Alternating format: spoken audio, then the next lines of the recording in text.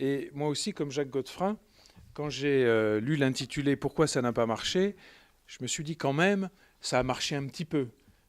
Sur la séquence historique qui est celle du général de Gaulle, l'ordonnance sur la participation des travailleurs aux fruits de l'expansion a été à la fois un outil de modernisation de la vie sociale et en même temps un outil qui a permis à un certain nombre d'entreprises, et je pense à une entreprise notamment qui aujourd'hui existe encore et qui s'est servi de l'outil de la participation pour se transformer en entreprise coopérative, qui est un groupement de taxis parisiens, qui s'appelle le groupement Gescope Alpha Taxi, et qui a utilisé ce véhicule. Et comme le rappelait tout à l'heure Madame Alliot-Marie, c'est en effet aujourd'hui rentré dans les mœurs des entreprises, de la plupart d'entre elles.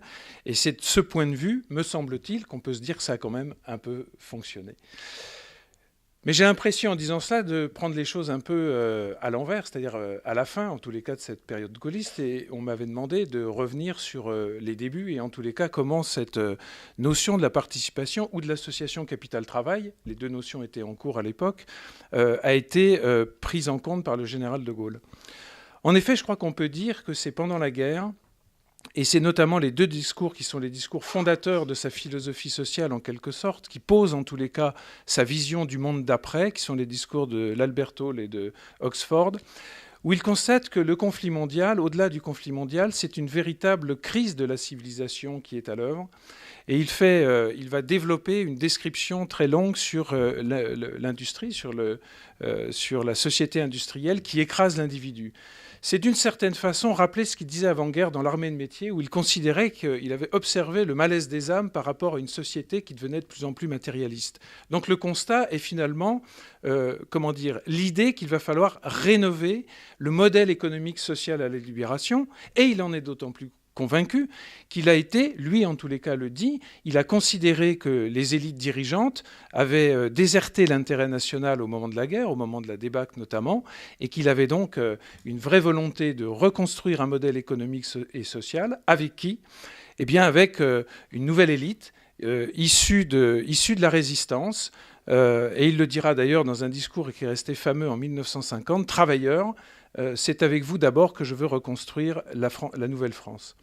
Donc on voit qu'il y a un vrai engagement de sa part là-dessus, et il y a un certain nombre comme ça de marqueurs pendant la guerre qui indiquent à quel point cette idée de la participation est très ancrée dans la vision du général de Gaulle. Je pense notamment à la déclaration qu'il fait au mouvement de résistance, qui est un point important, puisque c'est un point de liaison avec les organisations de gauche, en 1942. Et suite à cette déclaration, qui est déjà en quelque sorte l'ébauche de son modèle économique et social, Léon Blum, qui est en prison à l'époque, écrira à un de ses amis: de Gaulle est l'homme nécessaire, le seul possible autour duquel se constituera le gouvernement à la libération. Donc non seulement il a une vision de l'après, et en même temps, on voit bien que cette idée de la participation fait consensus au-delà de sa propre famille politique. Bon, je passe très vite, puisque c'est une évidence que le Conseil national, le programme du Conseil national de la résistance et le général de Gaulle sont en phase sur ce qu'il faut faire. On connaît tous les nationalisations, un certain nombre comme ça de décisions qui ont été prises et qui vont dans le sens de la participation. J'ajouterais, et c'est assez souvent occulté par oubli, je pense, par omission, c'est que dès 1945, grâce à René Capitan notamment, sont mis en place l'outil des comités d'entreprise, qui est déjà un exemple de la participation dans les entreprises. Je crois que ce qui est important de rappeler, c'est justement au cœur de la création du RPF, en tous les cas le modèle économique et social du RPF, c'est la participation. Et là, je crois qu'il faut dire quelque chose qu'on n'a pas souligné tout à l'heure et qui me paraît très important, c'est l'apport de ceux qu'on a appelés les gaullistes de gauche, René Capitan, Louis Vallon, Léo Hamon, un certain nombre de personnalités qui ont été engagées aux côtés du général pendant la guerre, et qui avait fait un choix qui est en fait, et c'est ça qui est intéressant, au-delà de la question économique, il y a aussi une philosophie. Tout ça est soutenu par une philosophie, et c'est ce qui me paraît le plus important. Ces gens sont de gauche. La plupart ont travaillé près de Léon Blum, au temps du Front populaire, mais ils sont, en dérive par rapport aux socialistes sur l'idée de la révolution. Pour eux, l'idée de la révolution est une corruption des idéaux socialistes, de la vieille tradition des idéaux socialistes qui ont été portés notamment par le philosophe Pierre Leroux, mais également par un socialiste comme Jean Jaurès, au fond, qui est, lui, le porteur d'un socialisme républicain. Donc il y a une espèce comme ça de convergence entre des gens de gauche, des gaullistes, ceux qu'on va appeler les gaullistes de gauche, et le général qui est ouvert à ces idées. D'ailleurs, on voit, quand on regarde les textes du général à cette époque, il dit notamment « Nous ne considérons pas que le salariat doit être la base de l'économie ». Donc on voit à quel point ces hommes vont influer et influencer la pensée du RPF. Il y a un élément qui est assez intéressant dans cette histoire, c'est le moment du retour du général. Et je crois que là, il y a une anecdote de Philippe de Chartres. En tous les cas, il l'avait écrit, il me l'avait confirmé à l'époque quand j'avais fait mon livre. Il a une petite réunion juste avant le retour du général au pouvoir, aux affaires. Et le général dit évidemment qu'il va falloir accélérer le processus de la décolonisation. Alors évidemment, les participants pensent qu'il s'agit de l'Algérie et des questions qui concernent l'Empire. Et en fait, le général de Gaulle précise qu'il faudra également décoloniser le salariat pour rendre leur dignité aux travailleurs. Donc on voit que cette période est en même temps pour lui, et dans le contexte politique de l'époque, compliquée pour faire avancer les idées de participation, puisqu'il y a quand même le problème de l'Algérie. Et vraiment, je crois qu'on peut dire que cette affaire de participation, d'association capital-travail, est relancée avec la nomination de Georges Pompidou, quand il devient Premier ministre, en 1962. Et on voit à quel point, en même temps, le général s'interroge toujours sur cette troisième voie. Il a considéré que le capitalisme, dans ses conséquences sociales, était insupportable parce qu'il transformait l'homme en un loup pour l'homme, et en même temps, évidemment, il est aux antipodes du collectivisme dont il dit que ça fait des hommes des moutons. Mais en même temps, la vision entre Georges Pompidou et le général de Gaulle ne coïncide pas tout à fait. Pourquoi ? À mon avis, il y a une raison assez simple. Georges Pompidou, c'est un modernisateur. Il arrive à un moment où il faut moderniser l'économie française. Quelques années auparavant, il y avait l'entrée de la France dans le marché commun, donc les entreprises avaient besoin de s'adapter à cette nouvelle donne du marché. Et c'est un pragmatique. C'est un homme qui va considérer que le lieu de la richesse, c'est l'entreprise, et que justement, si on donne de la liberté aux entreprises, elles vont pouvoir faire en sorte que le progrès social soit mieux partagé par tous. Or, et c'est là que c'est intéressant, c'est que De Gaulle, lui, a une vision, je dirais, plus philosophique. C'est-à-dire, il va considérer, lui, que la dignité intellectuelle et morale des hommes est un impératif, évidemment, du progrès social, mais un peu comme Jaurès, il considère en même temps que cette histoire de dignité morale et intellectuelle, qui est pour lui si importante, n'est pas réductible au seul processus économique. C'est pour ça, je pense, qu'on voit apparaître, dans les années 63-65, une espèce d'appréciation différente entre le général et Georges Pompidou, stigmatisé probablement, et sans doute un peu avec excès, par quelqu'un comme René Capitan, qui dira « le gaullisme a une philosophie, a une doctrine sociale, mais il ne l'applique pas », et on sait quelles seront les difficultés entre Georges Pompidou et les gaullistes de gauche. Cela dit, sur la question de la doctrine sociale, il y a un moment fort, et il y a vraiment un temps qui me paraît un temps fort dans cette histoire rapide de la participation. C'est le vote de la loi de juillet 65 sur la fiscalité des entreprises. Pour certains d'entre vous, vous vous souvenez sans doute que l'Assemblée nationale va adopter un amendement qui avait été déposé par Louis Vallon et qui prescrivait au gouvernement de déposer un projet de loi dans l'année qui suivait pour justement indiquer les modalités selon lesquelles seraient reconnus les droits et garantis les droits des travailleurs sur l'accroissement d'actifs des valeurs d'entreprise dues à l'autofinancement.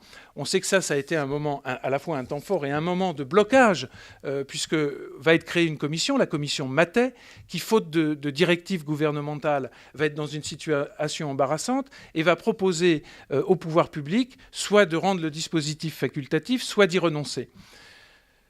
Le général de Gaulle, lui, ne renonce pas. Et c'est pour ça que je pense qu'il y a vraiment une constante dans son action sur la question de la participation. C'est que dès 1966, on peut lire les textes, à la fois dans les conférences de presse, mais en même temps dans ses vœux aux Français, il va indiquer qu'il souhaite faire de l'année 67, de placer l'année 67 sous les auspices de la mutation économique et sociale. Ce qui va se traduire, et là on en vient aux propos que je tenais en liminaire, par le travail des services de Matignon, et notamment Édouard Balladur, qui à l'époque est conseiller social de Georges Pompidou, qui va plancher sur ce projet de la participation, qui va être en même temps proposé au président Charles de Gaulle, qui va le retoquer par une lettre qu'il va écrire à son Premier ministre en mai 67, je crois, considérant que le projet qui lui était proposé n'allait pas assez loin. Et finalement, on arrivera à l'ordonnance du 17 août 67, qui va instituer la participation des salariés aux fruits de l'expansion. Ce qui est peut-être dans ce qu'on disait tout à l'heure sur le fait de marcher ou pas marcher, moi j'utiliserais plutôt la question des freins. On s'aperçoit au moment de la participation que les freins sont vraiment en place dans la société, et notamment, souvenons-nous de ce que disait François Mitterrand quand ces dispositions sur la participation sont connues. Il disait ce sont des gadgets et des sucettes qui n'intéresseront pas la classe ouvrière. Même écho à la CGT, où Krasuki dira, lui, que c'était un vol et une duperie.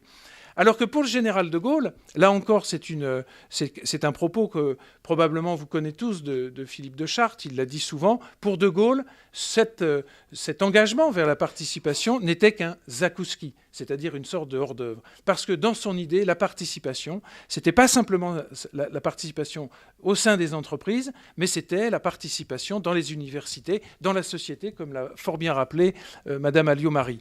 Alors, on connaît, la fin est moins glorieuse, les événements de 68, le raz-de-marée gaulliste aux élections.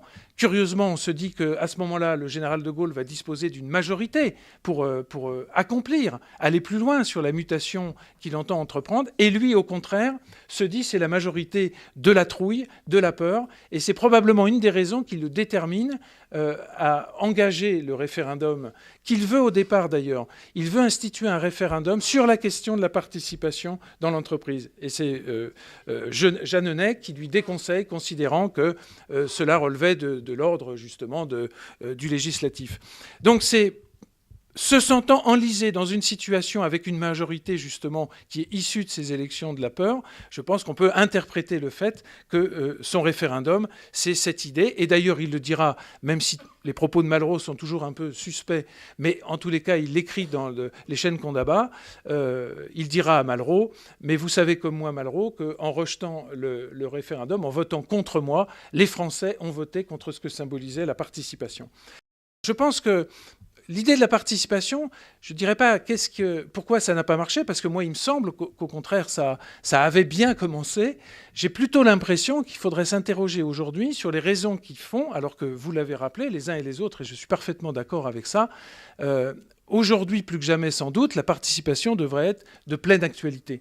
Et elle l'est d'une certaine façon avec le mouvement des coopératives de production, qui n'est pas simplement un mouvement français, mais dont on voit l'ampleur internationale. Il y a des coopératives dans tous les pays du monde, et il y a des expériences coopératives qui sont à la fois intéressantes et très innovantes. Je pense notamment aux cliniques coopératives japonaises, où les gens sont associés autour d'un même projet. Je pense aux coopératives de médecins au Brésil. Je pense aussi, et vous en avez sans doute un exemple, les uns et les autres, quand vous allez acheter des fruits et des légumes, aux AMAP, qui sont une manière justement de faire participer les producteurs et les consommateurs. Donc je crois à la fois à l'actualité de la participation, et je pense qu'aujourd'hui, d'une manière qui est sans doute plus impérieuse que jamais, que cette idée est moderne et qu'elle est probablement la seule aujourd'hui sur laquelle pourront s'appuyer les réformateurs qui veulent vraiment changer le monde. Je vous remercie.